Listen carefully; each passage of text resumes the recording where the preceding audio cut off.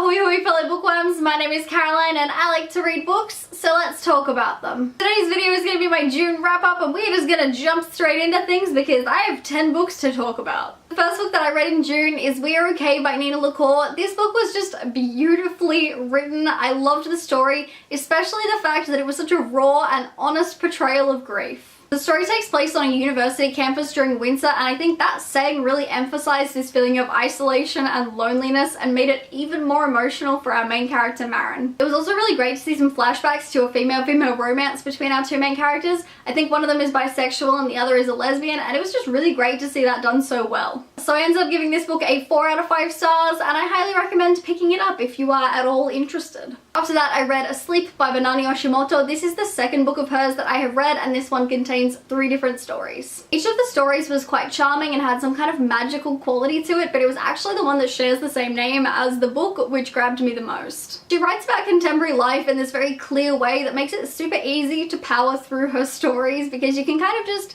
insert yourself into them, but I think the really great thing was the characters because they have these internal monologues that just make them super relatable and likable. This was a good book, but I didn't enjoy it as much as her other books that I've read. The next book I read is Queens of Geek by Jen Wilde, which is potentially the cutest fucking book ever.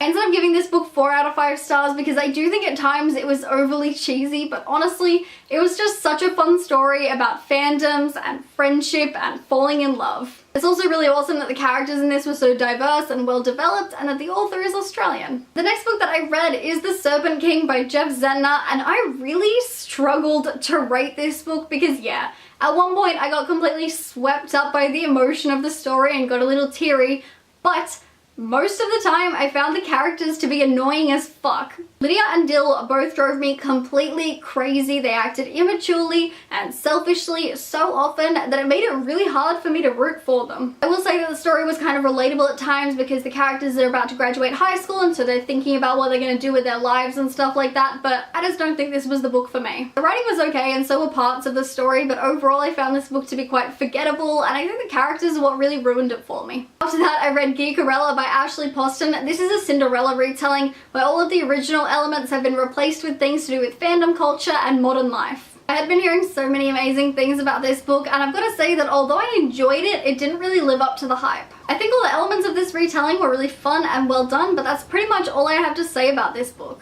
Is it the best book ever? No. But did I have a fun time reading it? Definitely. After that I read Girl in Pieces by Kathleen Glasgow, and this is a book that I was really disappointed by. I wanted to love this book because it's all about a character with mental illness and I thought it would be so honest and raw and emotional and interesting, and there were definitely parts that were those things, but there were also a lot of parts that were just quite boring. And this is a 400-page book and overall I just found it quite dull. I really enjoyed the first third of the book when our main character Charlie is in an inpatient facility after a suicide attempt because it was really powerful and interesting reading all about that. But then after that she gets out of the inpatient facility and is trying to kind of piece herself back together on the outside. I thought that would be the really interesting stuff, but instead it was just her going to work every day and her getting a boyfriend who's kind of a bit of a dick.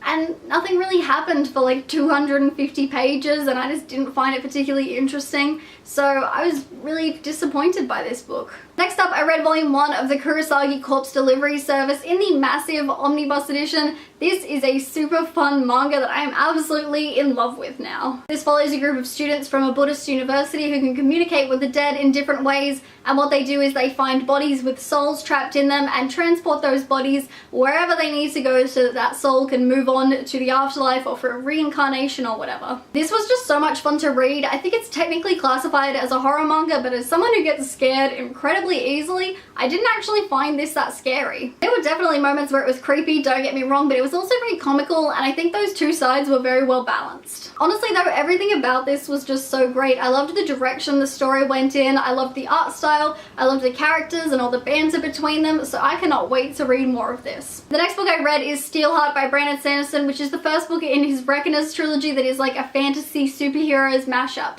I did enjoy this book, but it's definitely not my favorite of his. It was fast-paced and entertaining, but it was missing the complexity that we see in a lot of his other books. This This book was a lot of fun to read and I did have a hard time putting it down, but I still had two big problems with it. The first problem was that I didn't particularly like our main character David. The second problem was that I found the story to be quite predictable a lot of the time. Overall though, I'll still definitely continue the series. After that, I read Gachar Ghodchar by Vivek Shanbhag, who is an Indian author. This is his first book to be translated into English, and I really enjoyed it. The story follows a poor family in India who suddenly come into a lot of money and looks at how their family dynamic changes when suddenly they don't have this shared concern for money looming over them and keeping them together. This book is so short and does an amazing job of telling this story of this family and taking you on the journey with them. I found it so compelling to read and ended up loving it a lot more than I was expecting to, so would definitely recommend if you're at all interested. The final book that I read this month is We Should All Be Feminists by Chimamanda Ngozi Adichie, which is an essay that has been adapted from her TED Talk all about feminism in Nigeria. Honestly, I love both this and her TED Talk so much. Everything she writes is powerful and interesting and amazing. Reading about the similarities and differences in gender roles in Nigeria has been really interesting as well, so I just loved this book. I mean, I powered through it in like 20 minutes, so it was just great.